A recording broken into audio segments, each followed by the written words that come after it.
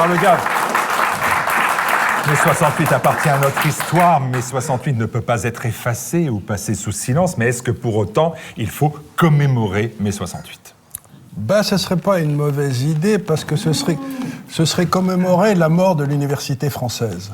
Parce que vous avez deux systèmes d'enseignement en France qui étaient d'un côté celui qui venait des jésuites, qui cherchaient à faire des robots qui étaient tous pareils, dont d'ailleurs le président de la République est sorti à l'heure actuelle, si vous voulez. Et puis vous aviez ceux qui venaient des dominicains, qui étaient des chevaliers du Christ, qui étaient tout en blanc, et qui disaient « j'en ai rien à foutre de ce que pensent les autres, moi je suis un esprit indépendant ». L'université, c'était les dominicains, les écoles, c'est les jésuites. Eh bien, mai 68 a détruit les universités, c'était le but. Et en détruisant les universités, on a détruit les grands intellectuels français, et il n'y a plus un seul grand intellectuel français, puisqu'ils sortaient tous de l'université et jamais des écoles.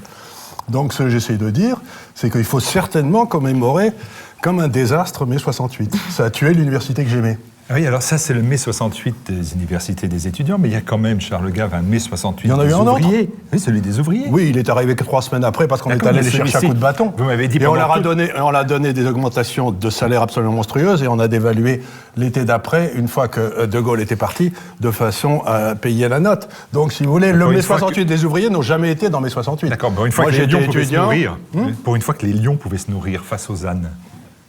Non, ça a été une révolte des jeunes ânes. Ça a été les futurs ânes. Les enfants des ânes. C'est les enfants des ânes. J'étais à l'université à l'époque. Dieu sait que j'aimais à l'université de Toulouse.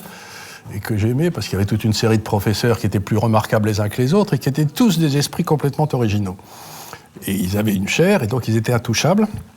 Et ils enseignaient aux enfants qui leur étaient confiés comment raisonner par eux-mêmes et être pas dans un moule. Eh bien, si vous voulez, quand j'étais gamin, professeur d'université, professeur de droit, titulaire de la chaire de Duguy à Bordeaux, qui était mon beau-frère, était un seigneur local. C'était une vedette incroyable. En l'espace de 30 ans, cet homme est devenu un instituteur. L'écroulement du niveau des études, quand j'étais gamin, un type qui était agrégé de droit était 20 lieues au-dessus d'un énarque. Un énarque, c'était un gentil crétin qui avait une bonne mémoire. Un vrai professeur d'université, c'était quelqu'un de prodigieux. Quand vous aviez Et on a détruit ça, et les Anglais ne l'ont pas fait avec Oxford et Cambridge, et pour moi, mai 68, c'est le désastre qui a tué l'intelligence française.